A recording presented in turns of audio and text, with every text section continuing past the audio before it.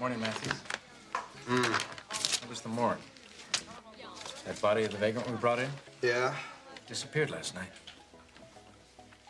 Remember when TV cops had to deal with more than just bad guys and paperwork? Like when one detective got partnered with an alien who had a bald, spotted head, a fondness for curdled milk, and two hearts beating under that sensible shirt?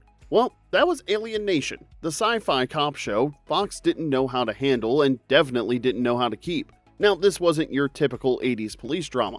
Detective Matt Sykes got stuck with George Francisco, an earnest alien immigrant trying to solve murders while dodging both criminals and racist humans who thought newcomers should go back to where they came from.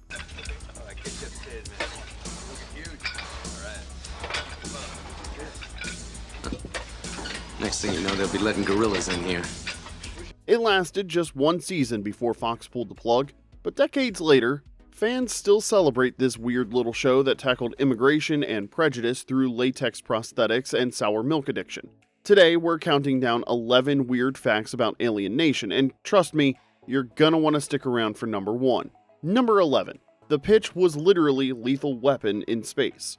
When Alien Nation first landed at Fox HQ, some exec probably scribbled its Lethal Weapon, but with aliens, on a napkin and called it a day. And honestly, that's exactly how they marketed it. Your standard buddy cop show, just with latex headpieces and the weirdest bar orders this side of Mos Eisley Cantina. And yes, we had to throw in a Star Wars reference. Creator Kenneth Johnson wasn't buying that pitch. He didn't want Miami Vice with prosthetics. Johnson pushed hard to make Alien Nation something deeper. I have no idea. Just because she's an American citizen, that doesn't make her a human being, does it? So what if she's a little brighter than some of our kids? We can beat that out of her. Discourage her enough, she'll give up. So what if she might have come up with a cure for cancer someday? She's not civilized like us. A story about what happens when your neighbors have spots on their heads and you can't pronounce their names without sounding like you're gargling mouthwash. The result was a surprisingly thoughtful series about prejudice and identity that worked way better as social commentary than mindless explosions. While Fox was expecting car chases and quips, Johnson delivered sharp commentary on American society with bonus alien birth scenes that made everyone deeply uncomfortable. Turn her face up.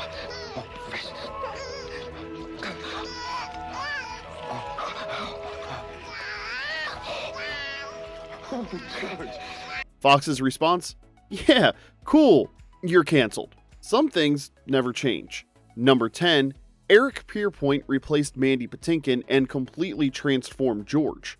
Now, if you caught the original Alien Nation movie, you met George Francisco as played by Mandy Patinkin. Yes, my name is Inigo Montoya Mandy Patinkin. He brought intensity, brooding, and serious, I've seen some stuff, man, vibes that could power a small Midwestern town. But when the TV show rolled around, Eric Pierpoint stepped in and George got a complete personality transplant.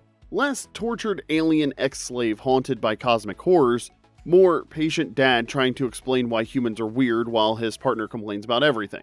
You know how much smarter we are than turds? Yes. So why stroke them? We're different, Buck. It's written all over us. There's a natural resentment against us. So we have to be better, more patient, just to be accepted as even. That's a lot of junk, Dad. We should be able to be who we are without the brown nosing. It takes time. Pierpoint didn't just replace Patinkin, he rebuilt George from the ground up. Where Patinkin's George felt like he was carrying the weight of the galaxy, Pierpoint's George felt like he was carrying the weight of explaining why his partner was being a jerk again. This shift gave Alien Nation its heart, and really, the show wouldn't have lasted 5 minutes without someone that likable wearing a potato head. Number 9, Alien Nation's subtle alien look came with brutal makeup hours. Alien Nation looked surprisingly good for late 80s TV, and that's thanks to Stan Winston Studios, the same geniuses behind The Terminator and Aliens. They crafted those distinctive tank-to-knees prosthetics, bald heads with spotted patterns, weird ear holes, and ridges that screamed, "I'm not from around here or your solar system." You look pretty good. How old are you? About 70. Right. In your solar years, I'm 70. Get out of here. It's quite true, Matthew. Our systems are very different. In your years, our median life expectancy is about 140. This wasn't just slapping on a bald cap and calling it lunch. It was a meticulous, latex-heavy ordeal, custom-fitted caps, painted scalp markings, prosthetic ears, ridges, weird temples, all blended so perfectly that viewers wouldn't spot a seam on their wood-grain tube TVs. It took 4 freaking hours every day. It's like getting ready for prom, except instead of looking pretty, you're trying to look like you evolved on a different planet. Winston's team deliberately kept the look subtle. They wanted aliens who looked almost human, just weird enough to make you do a double take at the grocery store. And it worked. And honestly, if you weren't tempted to call your bald Uncle Potato Head after watching the show, you probably weren't paying attention. Number 8, the series ended with a massive cliffhanger nobody saw coming. Now picture this. It's 1990, you're settling in for what you think is just another season finale of Alien Nation, and suddenly the show drops a bombshell that makes your jaw hit the floor. The season ended with the discovery of a deadly purist virus specifically engineered to kill newcomers, a genocidal plot that threatened to wipe out every spotted alien on Earth. Why did you blow up his boat? Paris wanted $1 million. He wouldn't negotiate. We have all the equipment we need. It'll take about 2 weeks to produce enough bacteria to spray LA County. 36 hours after that, they'll all be dead. You've done a good job, Mark. For the first time in 6 years, I feel like there's hope. Soon we'll look back on the newcomers as if they were all just a bad dream. George and Sykes were racing against time. The stakes had never been higher, and just when things got really intense, roll credits. But this wasn't supposed to be the end. The writers had crafted this as a season finale cliffhanger, expecting to resolve everything in season 2. They wanted viewers to spend the summer wondering how our heroes would save the day. Instead, fans spent the next 4 years wondering what the hell happened. It's like ending The Empire Strikes Back right after I Am Your Father and then never making Return of the Jedi. The writers had set up the ultimate to be continued moment, but nobody told them there wouldn't be a continuation. Classic TV heartbreak. Number 7. Alien Nation spawned comics, novels, and an ape crossover. I'm back with another comic book review today. Today I'm checking out Alien Nation. Oh boy, it's an adventure comics. It's number 1 from 1991. Thought Alien Nation quietly faded away after Fox's budget massacre? Well, think again. Between 1990 and 1992, Malibu Comics picked up the slack, churning out Alien Nation comics and novels that kept George, Sykes, and their spotted heads alive and kicking in glorious two-dimensional form. But Malibu didn't stop with standard alien cop adventures. They went full 90s comic book absurdity and gave us Ape Nation. Yeah, that's right, an Alien Nation and Planet of the Apes crossover because apparently someone thought, you know what this show about alien immigrants needs? Talking orangutans with rifles. In these comics, newcomers and humans teamed up with militant apes to face a common enemy, proving that when it comes to comic book logic, all bets are off. It's like mixing peanut butter with pizza. It's weird, but somehow people bought it. Malibu's comics might not have been Pulitzer material, but they gave diehard fans a chance to dive deeper into this latex-heavy universe, even if that universe occasionally included newcomers and apes forming unlikely alliances to battle shared threats. Number 6, there were 5 made-for-TV movies that finally gave fans closure. Now, here's where things get interesting. Fans didn't just move on quietly after that brutal cliffhanger. People flooded Fox's mailbox with angry letters, and eventually someone realized they could squeeze more mileage out of this franchise, just not as a weekly series. Between 1994 and 1997, Fox produced 5 made-for-TV movies that picked up exactly where that purist virus plot left off. Talk about unfinished business finally getting handled, even if it took 4 years and probably required a team of therapists to help fans process their abandonment issues.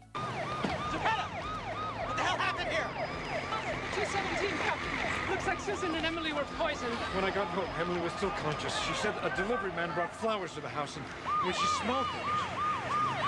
George, I'm so sorry. Was the delivery man newcomer or human? A neighbor saw him leave. He didn't seem to be suffering any ill effects. Officer! Get away from there! Until we know what we are dealing with, I want to keep all newcomer personnel away from the scene of the crime. These movies brought fans back into the gritty, latex-heavy world of Alien Nation. complete with sharp social commentary, tense human-alien dynamics, and the occasional hilariously awkward dinner table moment. It wasn't a full revival, but it was enough to give Alien Nation real closure and let everyone see George's kids cause suburban chaos in spectacular fashion. You know, if you're considering having sex, Emily, you should make sure that they're properly educated. Otherwise, you could hurt them severely, honey. She ought to just stick to her own kind. I think Matt should keep his hands off of Kathy, too. Oh, Buck, sometimes I think you're jealous of Matt and Kathy. No, it's just not right. Proof that sometimes networks do learn their lesson, even if it does take 4 years, a mountain of fan mail, and desperate need for weekend programming. Now, before we keep going, if this countdown has you yelling, "I remember that" at your screen, or feeling nostalgic for the days when TV was this wonderfully weird, give us a thumbs up, hit subscribe, and drop your favorite forgotten sci-fi show in the comments. And don't worry, we promise we won't leave you on a cliffhanger like Fox did. Number 5, Kenneth Johnson created social commentary before it was cool. Now, if you thought Alien Nation was just another buddy cop procedural with weird makeup, you missed the point entirely. Kenneth Johnson, the genius behind the $6 Million Man and the original V miniseries, was at the helm, and he was not here to phone it in or blow stuff up for cheap thrills. Johnson deliberately crafted social allegory over pure action, using Tank to Knee's immigrants as a metaphor for every kind of human prejudice and anxiety you could imagine. This was prototype TV, thoughtful, serialized sci-fi that actually said something long before this became the gold standard that we expect today. Hey, officer. That a watermelon you hiding in there? No, idiot. He's pregnant. Ooh, excuse me. Look, I catch you taking this stuff again, I'm bringing you in. Come on, George. He's pregnant. Basically, Alien Nation was doing prestige television before prestige television was even a thing. While other shows were content with car chases and explosions, Johnson was making audiences think about immigration, integration, and what it means to be different, all while George Francisco developed an unhealthy obsession with sour milk. Doctors at Queen of Angels Hospital this morning were still keeping a close eye on that 16-year-old black youth who was wounded in a gang-related shooting yesterday. The boy remains on the critical list. Authorities are still looking for his assailant, believed to be a member of a rival newcomer gang. Kenneth Johnson saw where sci-fi television was headed and got there first. Too bad Fox didn't have the vision to keep up. Number 4, Fox canceled Alien Nation due to being broke, not because of bad ratings. Here's the real kicker about Alien Nation's untimely demise. It wasn't ratings that killed it. The show had solid fans, respectable numbers, and plenty of story left to tell, so what happened? Well, Fox was basically broke. In 1990 to 1991, the network hit financial turbulence so rough that they canceled every hour-long drama on their schedule. Corporate bean counters looked at the line item for alien prosthetics and meaningful social commentary and said, cut it. It's like canceling your Netflix subscription because you can't afford both streaming and groceries. It's understandable, but still painful. Classic Fox, launching bold shows before they had the money or patience to keep them running. So while fans were fully invested in George, Sykes, and the creeping conspiracy, Fox was busy saving pennies and prepping for cops. George, look, I'm really sorry I missed your barbecue last night, but I was working on this hot lead on the Campbell case. Sure, I understand. Oh, really? You know, we found a piece of newcomer's skin at the scene of the crime. Because nothing says smart programming pivot like replacing thoughtful sci-fi with shaky cam footage of drunk people getting arrested in parking lots. So, Alien Nation didn't die because audiences didn't show up, it got caught in a corporate budget bloodbath. At least it's in good company with Firefly and Arrested Development. Number 3, the TV show schooled the movie on cultural depth. Let's be honest, the Alien Nation movie had a cool premise, but didn't exactly have time to unpack much beyond buddy cops and aliens equal explosions and dramatic one-liners. It was the fast food version of the concept. It was tasty, but not exactly filling. Oh, shit.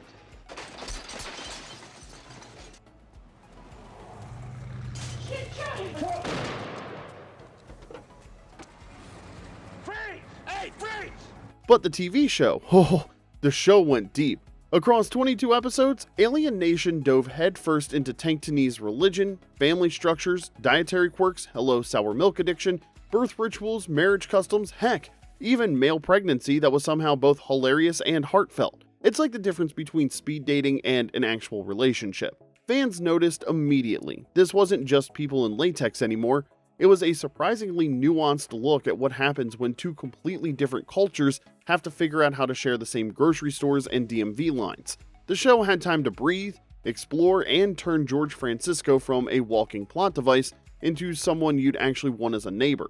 The movie was a decent appetizer. The TV show was the full 7-course meal with wine pairings and thoughtful conversation. Too bad Fox treated it like a gas station burrito.